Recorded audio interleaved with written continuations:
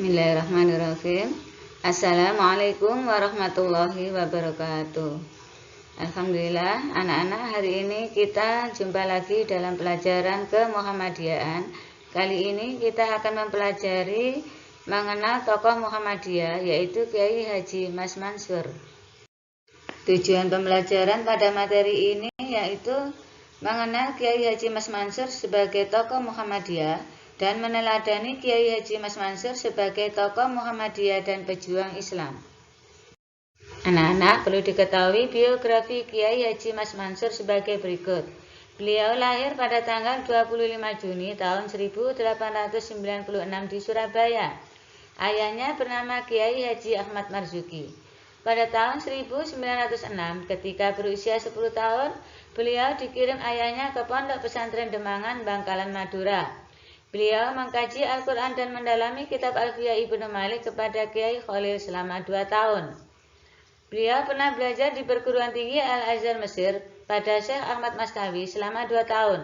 Kemudian dilanjutkan ke Mekah selama 1 tahun.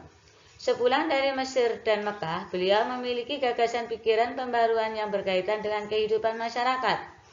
Majalah yang pertama diterbitkan adalah Suara Santri. Majalah kedua adalah Jinem, menggunakan bahasa Jawa dengan huruf Arab. Kedua majalah tersebut merupakan sarana menuangkan pikirannya dan mengajak kaum muslimin untuk meninggalkan kemusyrikan dan kekolotan. Peranan Kiai Haji Mas Mansur di Muhammadiyah sebagai berikut. Pada tahun 1921, Mas Mansur masuk dalam organisasi Muhammadiyah. Jabatan yang pernah diampunya yaitu menjadi Ketua Cabang Muhammadiyah Surabaya, menjadi Konsul Muhammadiyah Wilayah Jawa Timur, dan menjadi Ketua Pengurus Besar Muhammadiyah periode 1937 sampai 1943. Kiai Haji Mas Mansur dikukuhkan sebagai Ketua Pengurus Besar Muhammadiyah dalam Kongres Muhammadiyah ke-26 di Yogyakarta pada bulan Oktober tahun 1973. Pada periode ini, kepemimpinan banyak didominasi oleh Angkatan Muda Muhammadiyah yang cerdas, tangkas, dan progresif. Kebijakan Kiai Haji Mas Mansur selama menjadi Ketua Pengurus Besar Muhammadiyah dikenal dengan 12 langkah Muhammadiyah tahun 1937-1940. Di antaranya, yang pertama, memperluas masuknya Islam. 2. Memperluas paham Islam. 3. Memperbuahkan budi pekerti. 4. Menuntut amalan itikad. 5. Menguatkan persatuan. 6. Menegaskan keadilan. 7. Melakukan kebijakan. 8. Menguatkan majelis tanwir. 9. Mengadakan konferensi bagian. 10. Memusyawarahkan keputusan. 11. Mengawasi gerakan dalam. 12. Mempersambungkan gerakan luas.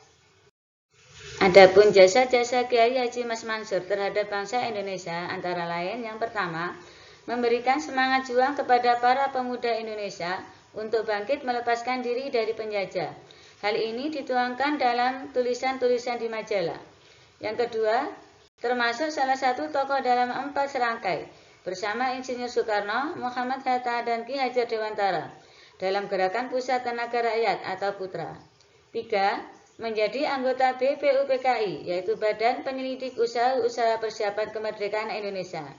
Melihat perjuangan yang dilakukan Kiai Haji Mas Mansur, maka pemerintah memberikan penghargaan sebagai pahlawan nasional bersama Kiai Haji A.R. Fakhrudin. Anak-anak, perlu diketahui Kiai Haji Mas Mansur ini merupakan ulama besar dan menjadi pemimpin organisasi besar, yaitu Muhammadiyah. Beliau dikenal sebagai sosok kiai yang sederhana, cerdas, sabar, terbuka, takwa, dan tawakal.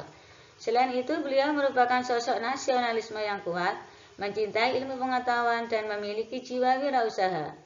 Kiai Haji Mas Mansur meninggal dunia pada tanggal 24 April tahun 1945 ketika menjadi tawanan tentara Nica Belanda. Dimakamkan di pemakaman Gipo, Surabaya.